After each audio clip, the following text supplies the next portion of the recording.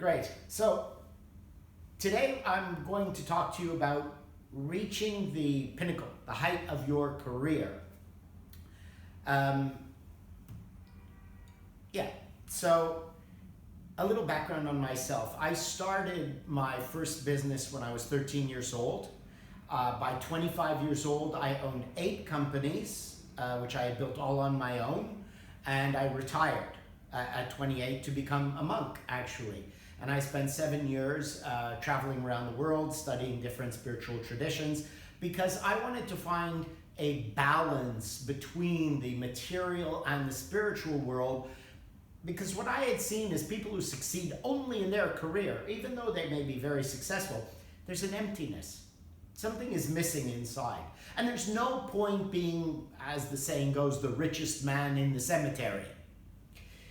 Well, success, wonderful. But without a fulfillment in your heart, in your soul, it's empty. And that's where people get burnt out.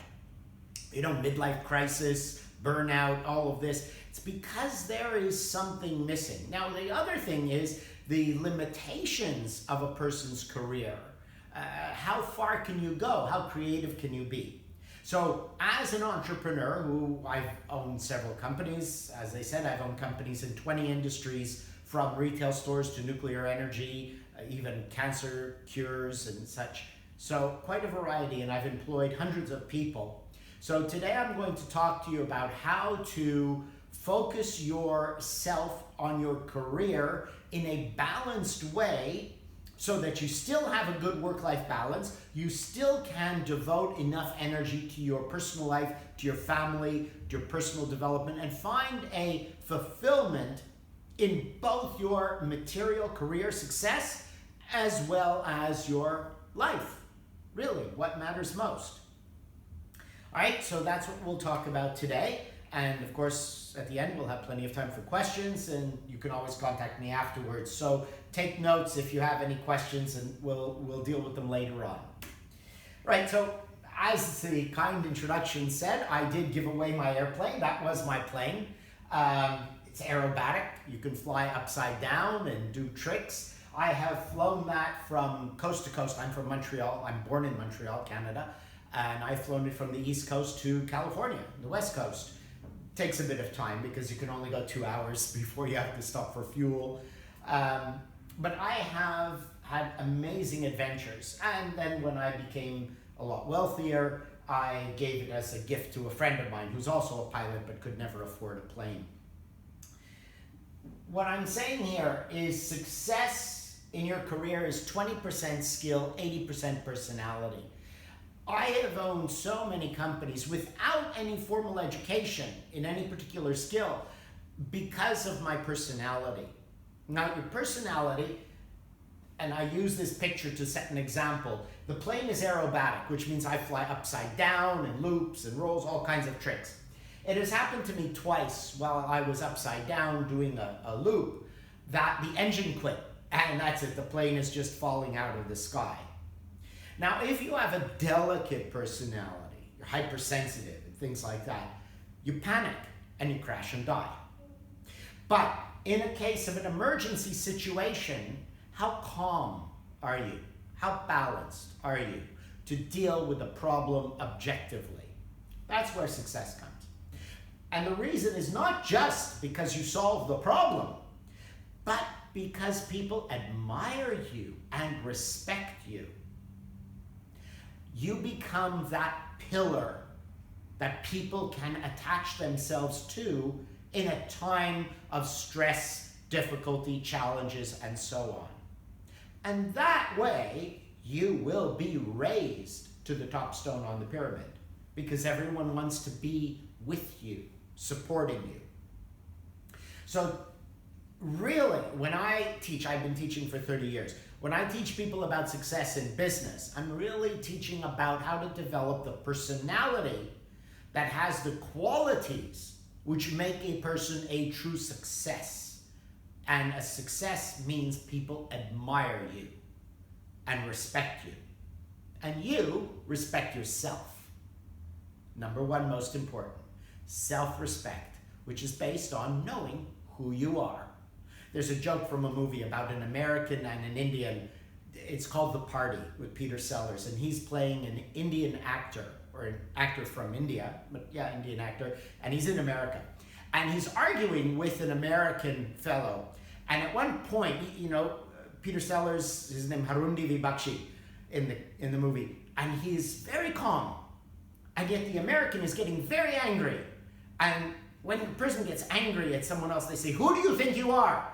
And he says, "Sir, in India, we don't think who we are. We know who we are." I was 6 years old when I watched the movie, and my mother is from India, so the accent started from there. But knowing who you are, it's amazing. Even at 6, that struck me. If I know who I am, I become solid, confident, powerful. No one can manipulate me. No one can get me angry. So that's the key to reaching success. Okay, so let's go on from there. Now, everything is in your mind, right? Because nothing can happen that does not have to be processed through your brain, which is still just a mechanical organ, and then your mind interprets the events so that you will, oops, sorry about that, we missed, there we go. Okay, so your mind interprets what's going on. Now, for every action, there's an equal and opposite reaction. You might have seen this little game of these balls going back and forth, right? Things in the middle may not move, but every action creates an opposite and equal reaction. So that means when something happens, your 5 senses, depending on if it's visual, auditory, sensory, smell, taste, so on, will respond. But first it must process the event. And then the mind goes into memory where it has learned something before and then gives you a response. It's all very quick, right? Have you ever had a little baby, 2 years old maybe, see a snake? Kid's not scared. Baby doesn't know the snake will kill it. Oh, let me touch. Even if you haven't seen that, you can imagine, right? But you as an adult, you know, do not pet the cobra. Very bad idea. So your mind says, "Cobra, run away." But a baby's mind doesn't know that yet. It didn't accumulate the information, right? So that's the point. Everything is going through your mind. Now, what happens when somebody yells at you? You know, they yell at you. You say, "Oh my God, they're giving me trouble, they're attacking me." But maybe they're just in pain about something else. Maybe they're worried about something else. Maybe they just stubbed their toe on the table or banged their knee and they're screaming. And it's not really about you. But your reaction may not be appropriate. And that's where problems come. And that's where you become a pillar. Will you be able to see every situation totally, uniquely, and objectively as it is without your brain, your eye seeing, your brain mechanically processing, and your mind saying, "This is what it means"? So, I take some of the slides from yesterday's talk because they are still relevant, but I'm going to put them in a different example. It's not what you don't know that gets you in trouble, but it's what you know for certain that is just not true. So, it's because you close the door to creativity. And the example I want to give you now is I started a company in nuclear waste remediation. Well, you might know nuclear waste is the real problem with the nuclear power plant. Nuclear power is wonderful. It's clean, it's beautiful, it's easy. The fuel is not very difficult or destroys the environment. But the waste, after the fuel is spent, storing the waste product, that is millions of years of destruction to the planet and our environment. So my business partner was a nuclear physicist. He developed a process where we could take the nuclear waste and make it a benign material in weeks. And why did we figure this out where other scientists all over the world could never figure it out? Because everyone knows when they study nuclear physics that they've examined the problem and the process cannot be done. We cannot transform the waste to a benign material, so we only look for ways to store it. And that's it. So the entire nuclear community is only looking for how to store the waste. My partner figured out something. I'm not a physicist. I have no idea how it works. I'm a businessman. I built the company and made the contacts and so on. But he figured out how to transform the isotopes in the waste. I won't get into too much technical on nuclear physics for you, but how to transform it in a way where instead of taking millions of years to burn itself out, it would do it in weeks. Because his mind was open to say, yes, I know that the brilliant scientists have already determined it's not possible, therefore I close my mind and I don't even look. He thought, no, let me look. Let's be creative. So my point is that no matter what anybody says can or cannot be done, if you believe it, your mind is closed. But if you always allow for a little bit of doubt, your door will be open to creativity, problem solving, better communication, better understanding other people, and solving the engineering problems that you will be facing. All right? So, I'll give you another example, true life example. I had a store, and in the store, in a shopping mall, we have a mail room where, they bring the mail to little P.O. boxes, and instead of bringing it to the shop. So I send the girl down who works for me. She's worked for me for a couple of years. She's been doing this every day. Go get the mail. She comes back, there's no mail. I said, how could there be no mail? There's always mail. She said, well, the door to the mailroom was closed. Usually it's open. I said, well, did you try to open it? No, the door was closed, so I thought it was locked. Go back, try to open the door, and see what happens. And she did. Went, opened the door just because it was closed, didn't mean it was locked, but visually, closed door, brain processes when a door is closed, it's closed for a reason, you're not supposed to open it, so she did not even try. If you want to solve problems that have not been solved before, you must try through your creativity of saying, somebody said it doesn't work, but how do I know it doesn't work? Let me check. Maybe I'll do it a little differently. And this is the attitude that will put you ahead of all your competition in engineering, or in anything in life, really. The willingness to be creative. All right. So now, this little story, little Chinese story. I like to put in some stories.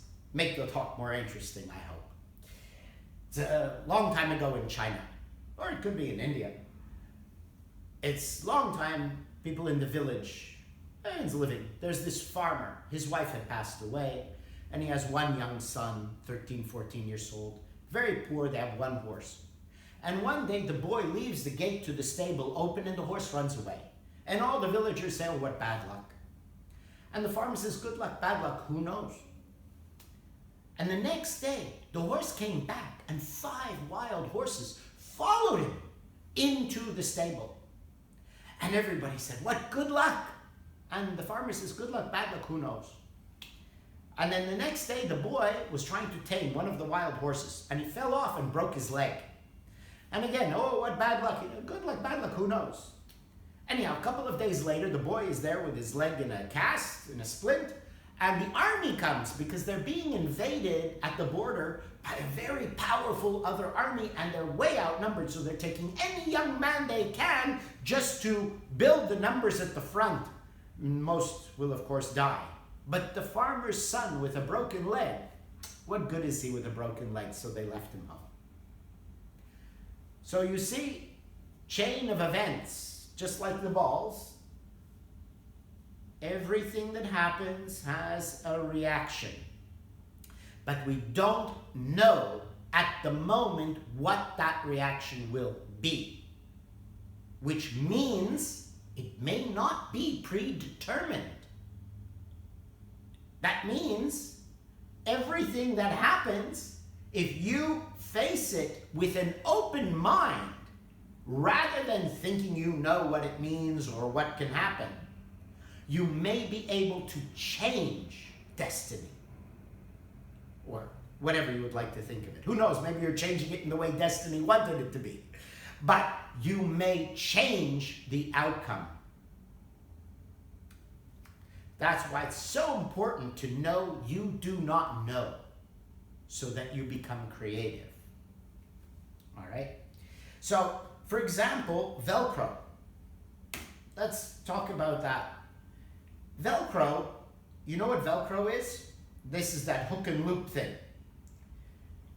Velcro was invented by a Swiss engineer.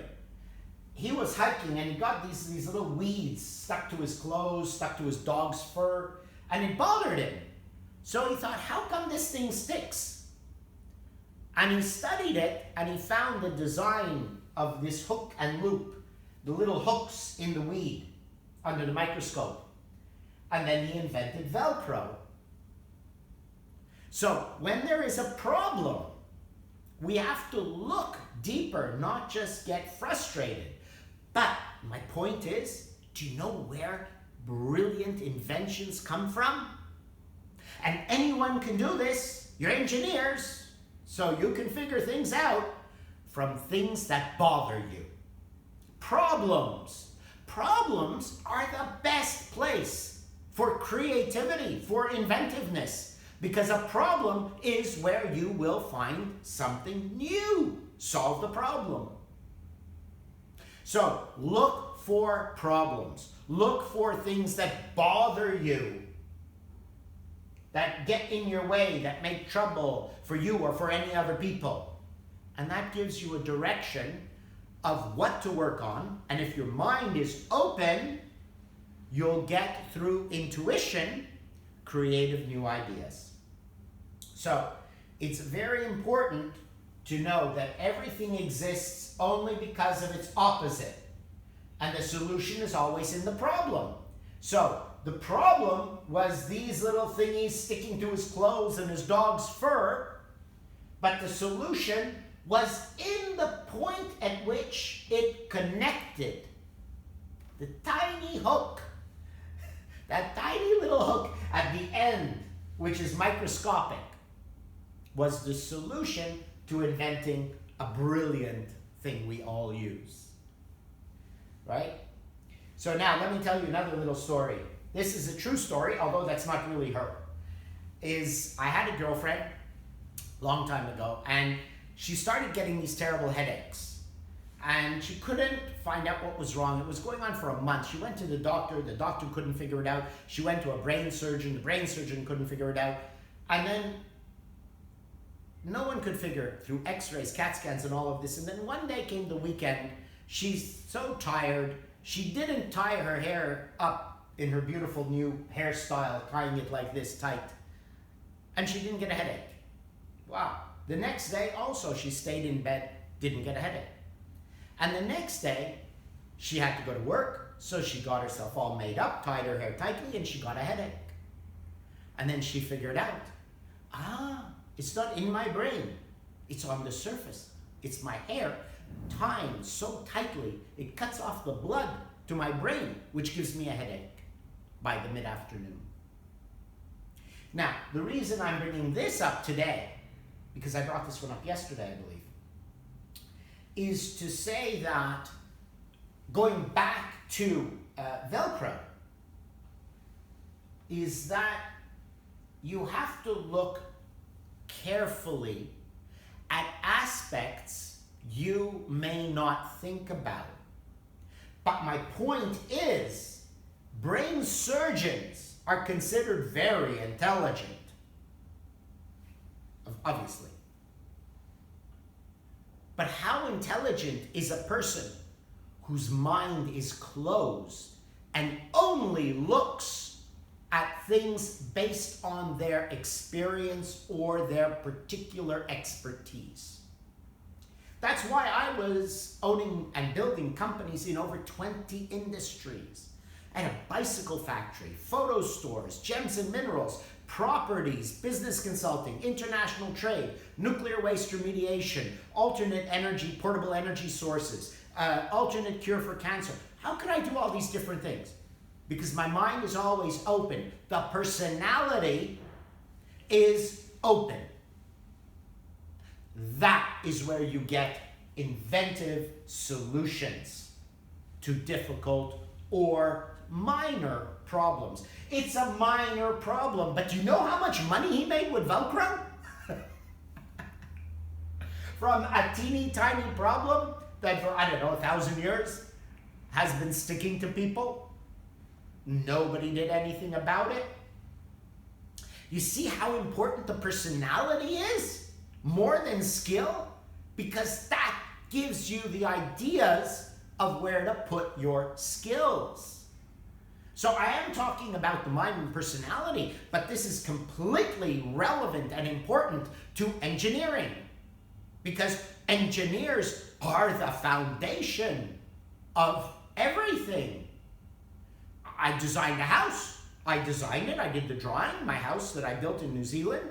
I drew, I want this room here, that room there, this size, that size. Then I have to go to an architect. The architect makes all the nice plans, but it then have to go to an engineer to say, will this thing stand up? Can we build it this way? And this is the beams and the supports and so on. So you're the foundation. And you need to find the creative, inventive ideas. And it's through the personality that makes you different than people who just have knowledge that they learned in school and follow like robots or trains stuck on the rails of what they've learned. All right, now let's go on to another point here. Success. Why so many people have big goals? I want to be rich. That's very vague. I want to be successful. That's very vague. If you aim at nothing, you will hit nothing. Now, that makes sense, right? Okay, now you say, I want 10 crore rupee. Whatever it is. I want to be owning an engineering firm with 100 people below me. Okay, fine. People have goals, but they still don't get them. And you might have heard law of attraction and so on, and it doesn't work. How many people follow this stuff and get nowhere? And I'll tell you why they fail and I succeeded. Because of the why. Why do you want it? Why do you want what it is you want? This is what's most important, okay? When I was about 5, 6 years old, I determined that what I wanted to do was to help everybody in the world. I wanted to become a Buddha, and I wanted to help everyone in the world to have a better life. How come? I don't know why. I'm born this way. Okay. That's why. And I said, now how am I going to do it? People don't listen to a poor, uneducated kid or person. They listen to people who have achieved success because that's what they want. Okay, I need to get rich. But then I need to understand the spiritual world, and people can't succeed in that because they're too busy at their job. So I need to retire while I'm still young enough so I have the freedom to become a monk and study and develop spiritually. So my goal for my life, which is teaching and helping people have a better life, said to reach that goal, I need to be rich so I can retire and gain respect, and then I can be a monk, and then I can have a balance so I can teach people how to just be practically successful to achieve my life goal of helping people. And the goal has to be something worthy of what really it means to be human. somebody who is there, who gains, as my grandfather always told me, the true joy in life is the joy of giving. So, you need the means, the ability, which could be knowledge, skill, wealth, whatever it may be. But whatever your goal is, you must be clear. So whatever your goals may be, you must now begin with why. And it can't just be, I'm lazy, I want to sit on the beach, so I want to retire. No. You have to have a real valuable goal. Something that outlives you. Something bigger than you. You know, a lot of women, now not so much because we're more balanced, equal, but you know, let's say your mother's or your grandmother's age, a woman's ideal was to be a housewife and mother. You know, go back 100 years. You know, that's it. Women just wanted to be a housewife and a mother. Now the problem with that is that kids grow up. They don't need their mother anymore. And then maybe you're 40 or 50, your kids don't need you anymore, then what? It's a problem. So your why has to be something that is eternal. That's why my goal is to become a Buddha, because I'll probably never get there. But it gives me something to strive for the rest of my life. Okay? So your goal has to be clear, and the reason has to have a meaning, a value to you. All right. Now, take a screenshot, please, so you get this. The exercise for this is you have to think about this. Give it some time. What matters most in your life? Your goal for your life? What you want to achieve as your legacy? So, for example, and this is to get the why. For example, you're dead, your funeral. What do you want people to say about you? That stingy, lazy bum, worthless, never did a stitch more of work than he was paid for, or something nicer. So think about that. What do you want people to say about you at your funeral? That helps you find your reason why. And you think about this exercise, okay? Good. Now, here's another point, very important point. Now, this is my driveway in the house in New Zealand that I built. It fell apart here. It's paver stones, right? So you can see big gaps in the stones here and here. Here it sank quite a bit. So when I built the house and I contracted with the New Zealander who does the driveways, he said, fully guaranteed. Everything is fully guaranteed. My work is perfectly guaranteed. Good, wonderful, thank you very much. Now this happened within a year. Driveways should last more than 1 year. So I called him up, I said, there's problems. It took him another 6 months to a year till he showed up to look at it, because he doesn't like dealing with problems. So he finally comes, he looks and he says, oh yes, we have to take it all off and redo the entire upper half of the driveway.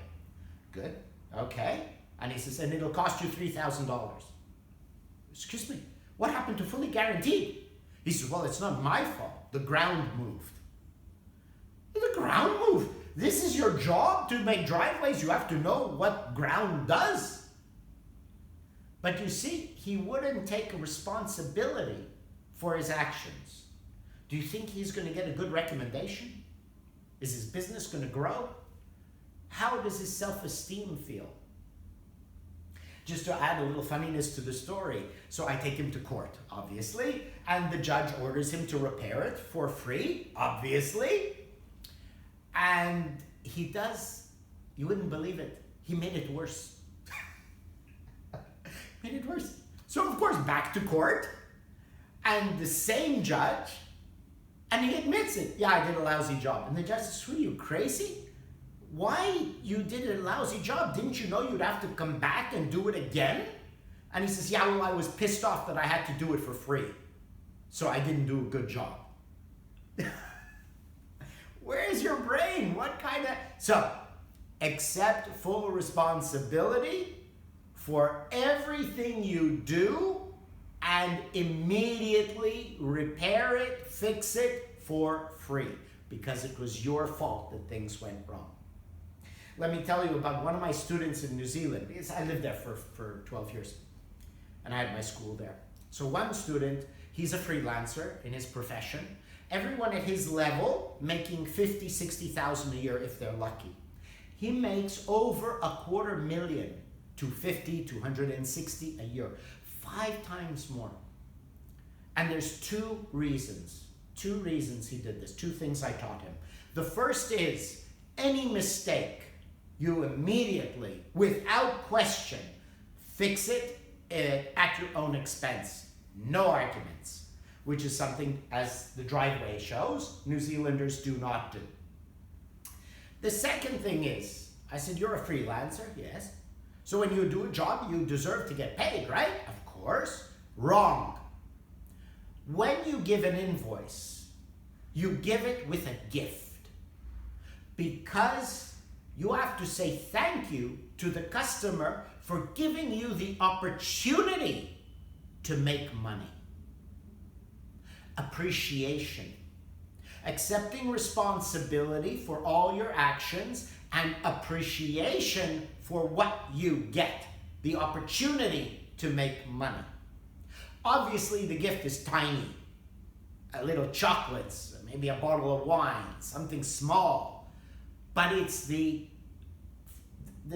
expression of gratitude. So think about that. Now you may say, yes, I am very grateful, I appreciate it, but show it.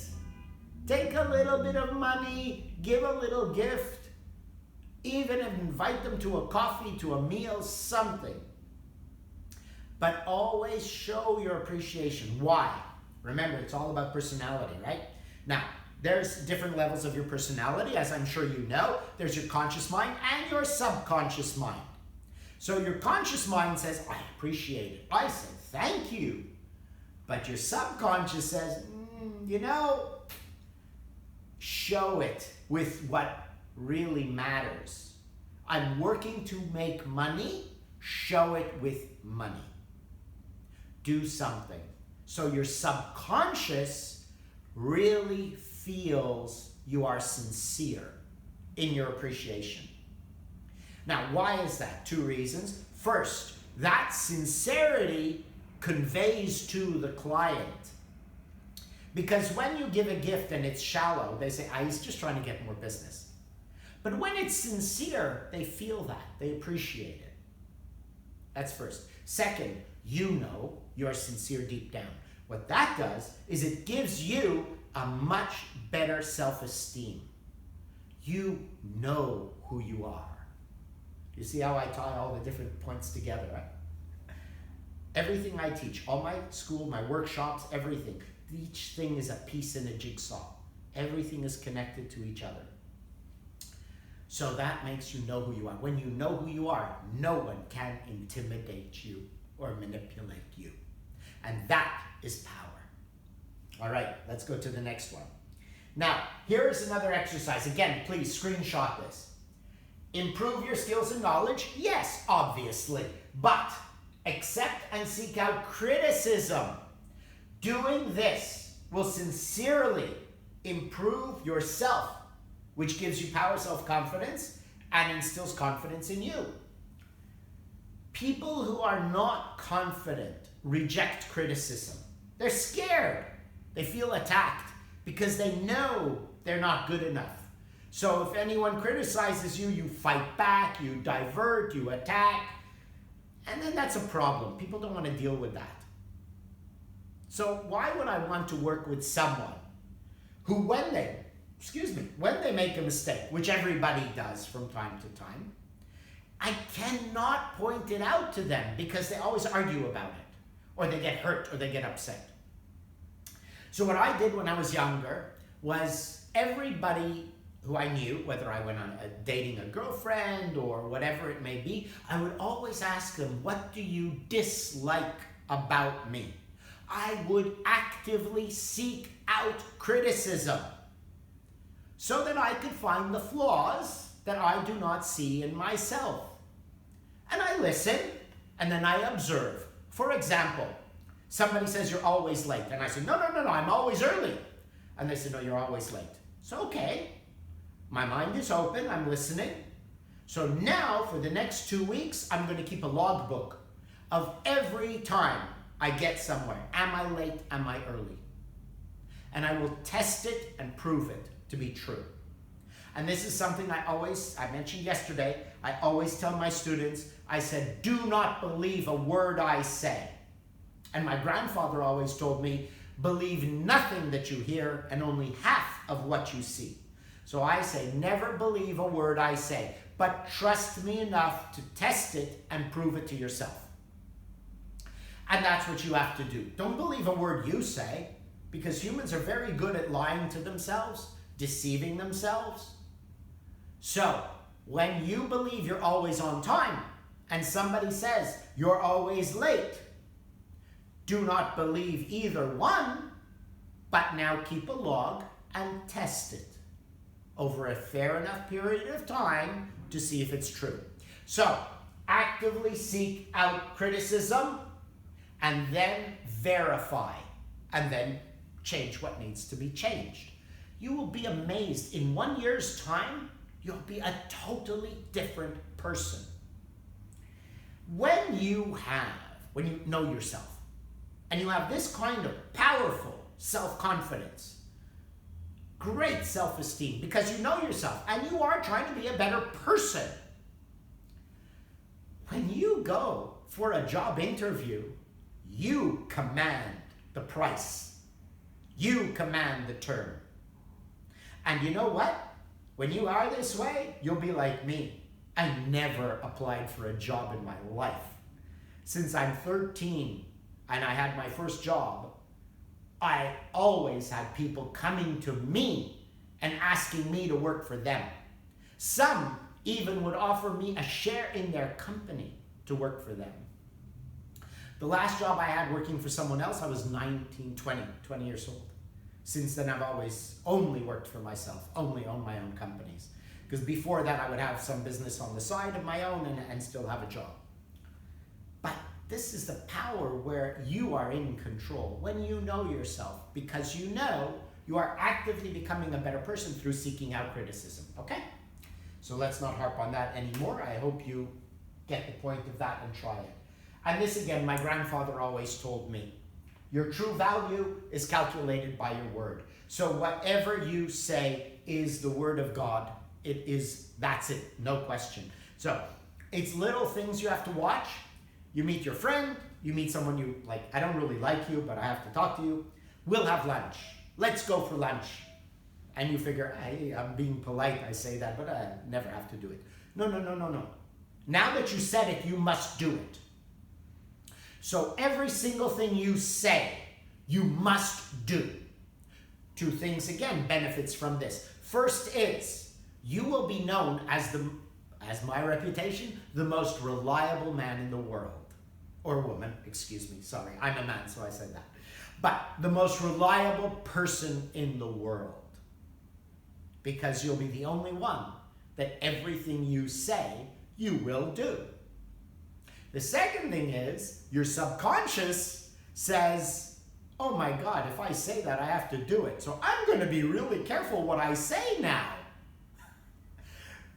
This gives you the benefit of becoming more present, more aware, more conscious. Because you know that you will have to do everything you say. So you're going to be really careful about what you say.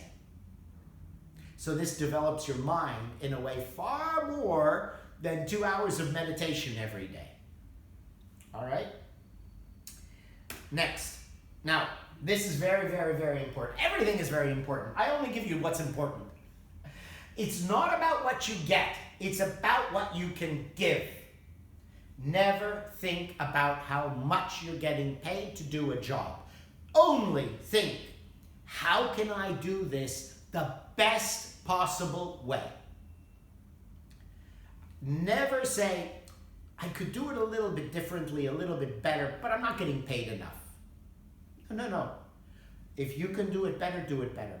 Do it with the devotion of having the reputation that everything you do, every project that is given to you, is done so well that you have thought of every possibility to do it the best way possible. When you do this, when you do anything, everything, with this attitude, again, people will admire you, they'll want to work with you, but again, your self-esteem improves. You feel proud of yourself. You know that any job is given to you, you will attack it with confidence because you know your attitude is, I'm going to do the best it can be done. Not the best I can do, but the best it can be done. You see the difference? If it's the best I can do, and I'm a short person, I can reach only this high. That's it.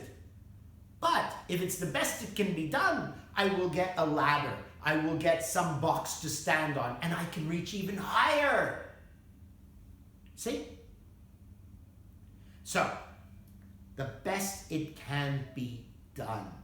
Then when you have that devotion, this activates parts of your mind which access intuition, creativity, the ability to get ideas about things you never knew anything about before. That is amazing. That sets you above anybody else. And don't worry for how many people are listening to this and follow this. There's still enough people in the world that you'll be reaching ahead of most. All right?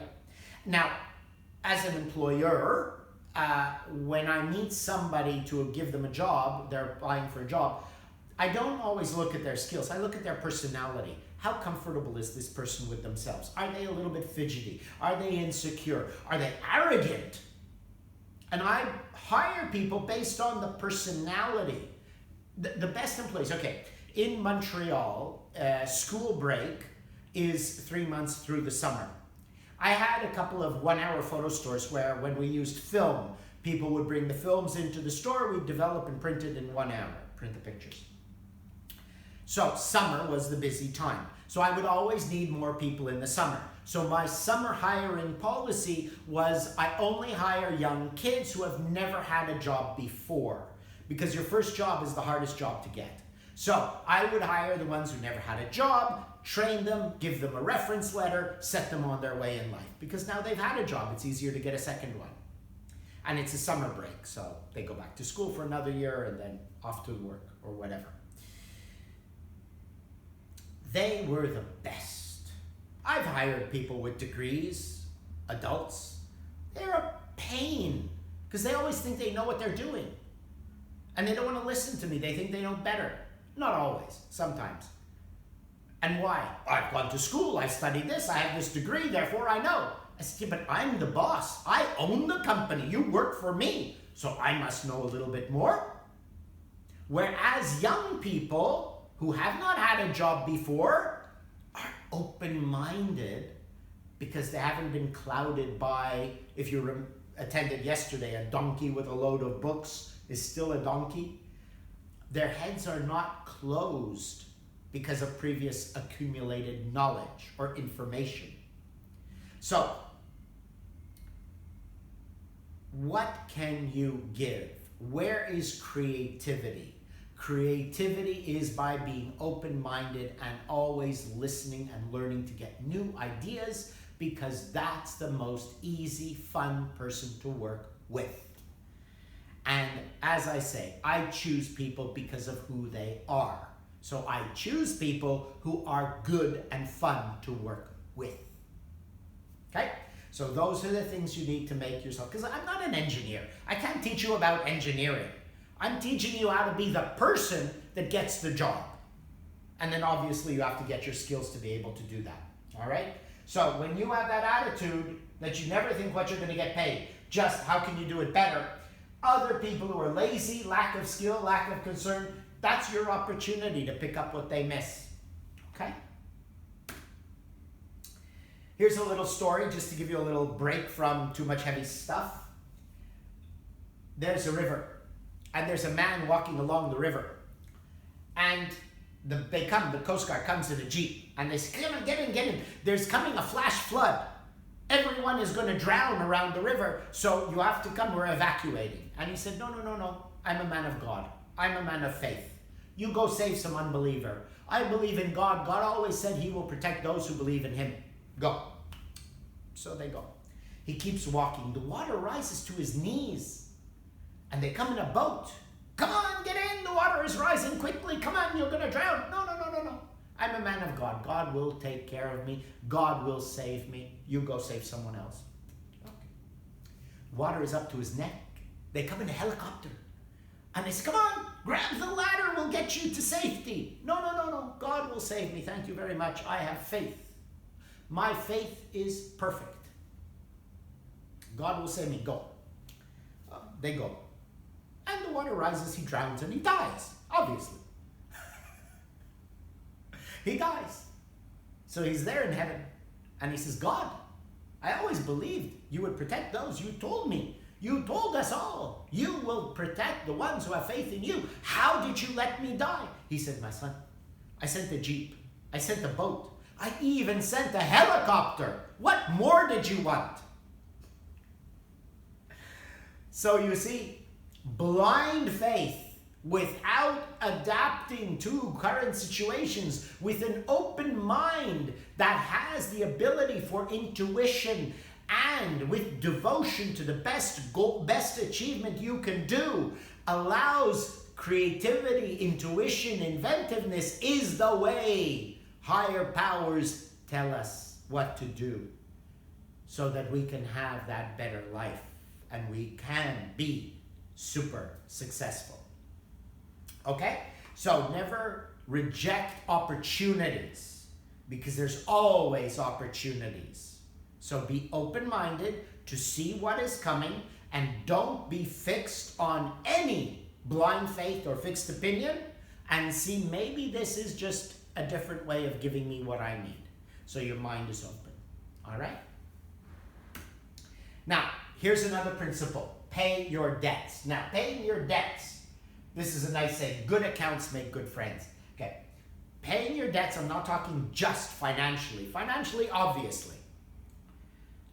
Tell me, do you know, well, tell me, you can answer for yourself. Do you know who taught you how to tie your shoelaces? How to count?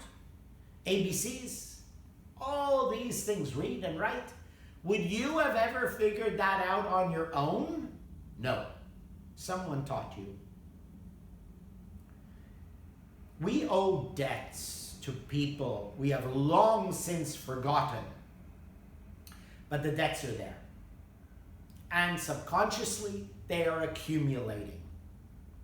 So we have to think always and be very aware of what debt do I owe every moment. Do I owe a debt to anyone for anything? How can I repay it? So obviously sometimes it's a definite show of gratitude. It's a little email, thank you, go for a coffee, go for a chai, whatever it may be. But always pay every debt and be aware that a debt is someone who taught you something, who helped you in some way. And make sure you never forget anything, because your subconscious doesn't forget. And those debts are accumulating in the back of your mind, weighing on your self-esteem, knowing that you may not be worthy of success because you have so many unpaid debts. So anyone who feels, I'm not worthy of this, I'm not good enough, any of these sort of things, it is possibly one of the factors, because there's a lot of debts that have not been paid. So the exercise here is you thank everyone from who taught you to tie your shoelaces. You think about it for as many things as possible. If you can actually call them up and say thank you, give them a little gift, something. But even if they've passed away, or you don't remember who they are, or you have no idea how to reach them, still write out in pen on paper a little note and say thank you for this. So go back to the beginning of your life as far as you can, for as many things as you can, and it doesn't matter if it takes you a year to do this, here and there. and make sure you think about and write a little note of gratitude for everything you've ever received. Doing this exercise not only clears subconscious debt, which helps you feel better about yourself. You'd be surprised, it really does. But going forward, it helps you become a person who sincerely appreciates other people. Now, just turn it the other way. When you do something nice for someone and they don't really thank you sincerely, how do you feel? And don't say, oh, it's okay, I don't really need thanks. No, you do. You're a human. We need to know that we didn't just waste our time and our life and our money. We need to know that what I've done, which is a sacrifice of my time, my life, where I could have been doing something else, even if it was making the money I gave. We need to know that I didn't waste my life by giving you, helping you. So, yeah, we do need sincere appreciation. So, you know how you will feel, so now make sure you never make another person feel that. Okay? Then you will feel better about yourself. And again, stronger self-esteem, more confidence, people want to work with you, and you'll do a better job, and all the rest of it. Okay? Now, screenshot this one, please. Here is something that you have to do for the rest of your life. It's like an organ transplant. You have to take immune suppressants or some kind of drug so your body doesn't reject the implanted organ. The implanted organ that you don't want to reject is strong self-esteem. What did I do well today? Every night before you sleep, you take a couple of minutes and answer these 5 questions. It doesn't have to be every single detail, but you come up with a couple of things. What did I do well today?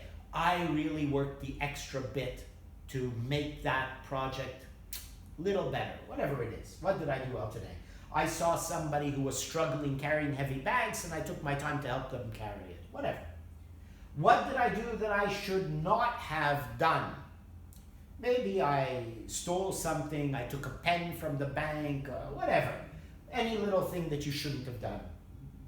What didn't I do that I should have done? Well, maybe, I was going out for a chai and I didn't offer my coworker, can I bring you one back? Small things, You think about it. What did I do that I could have done better? There's a myriad of things, right? And what do I want to do tomorrow? Tomorrow I want to be perfect. That's a good one because it really gives you a lot of awareness to strive for. Now, what does doing this every night before you sleep? Why? Because when you have a little naughty child and they do something, you say, don't do that, darling. Please, darling, don't do that. Please, don't do that. And they keep doing it. And then they do it and you say, smack. Now they won't do it. It's a punishment. They won't do it. This is a punishment to your mind because you are going to be paying the debt of guilt and regret for what you did wrong, didn't do right, and so on every night. So when you are reviewing your day every night before you sleep, your subconscious learns that, oh boy, I better be more careful what I'm doing because I'm going to get punished tonight. So I better behave myself today. All right? So there we go. We're done. We're right on time, ending at 3:30 for me 3:30, excuse me, for you 5 o'clock. So here I'd like to just, if you don't mind, a little promoting of myself, my school, because as I say, my life is about helping people. So I do my workshops. I do it live in person in Dubai, but also online, as we're doing now. These are the next 4 that are coming up, but you can go to my website, davidsamuelcloud.com, and you can see all the other workshops that I do. You can even email me. I love emails, questions. Keep in touch. And so you can sign up for any of these or just go to my website, send me messages, send me your questions, and like me on all the social media. It's nice to get support, and spread it around because that's what I'm here for. My existence is just to make people have a better life, and I have been to 92 countries. I have lived on 7 countries. I have been to every continent except Antarctic. I've spent most of my life just learning things that people have never done. So I want to share my knowledge, and I hope you've enjoyed. I hope you have learned something today. And again, I welcome your visiting my website, sharing the social media sites, and any of your questions. So I turn it back over to our host, and if you have any questions now, please feel free to ask.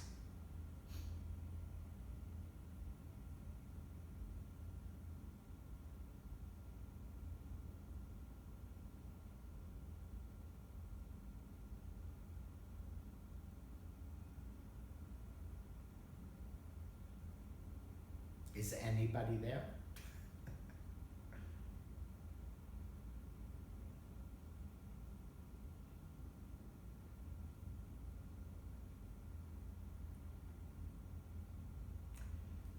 I think it shows your microphone is muted, Nurian.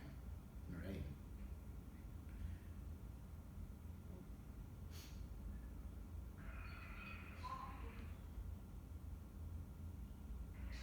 Hi, thank you so much, Mr. David. Yesterday we did receive very good feedback from the audience. We've shared your details, your website, and we did have audience asking if you've written a few books as well. And I did show this, and they're very excited on also inviting you to India to a few schools here. So if you are if you have time and if the program is on, Energytus would love to be your host in India. Wonderful. I would love it. I've been to India several times. I've traveled much of the country.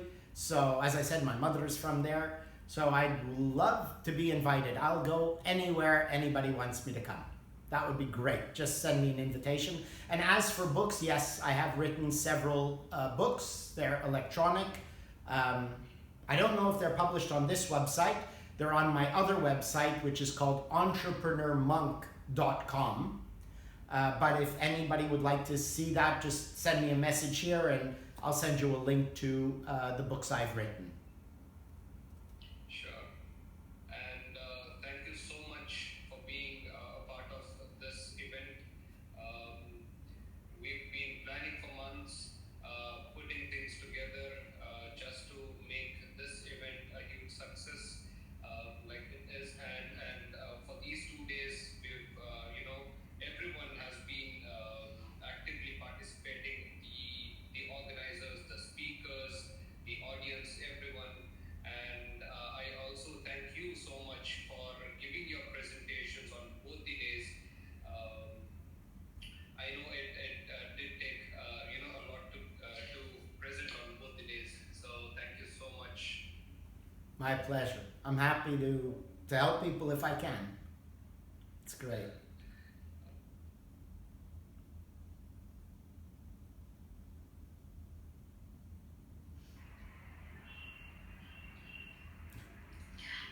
Mr. David, we are amazed by the thoughts and wisdom you have shared with us, and we sincerely appreciate your flexibility, willingness, and dedication to help and be a part of our 2-day event.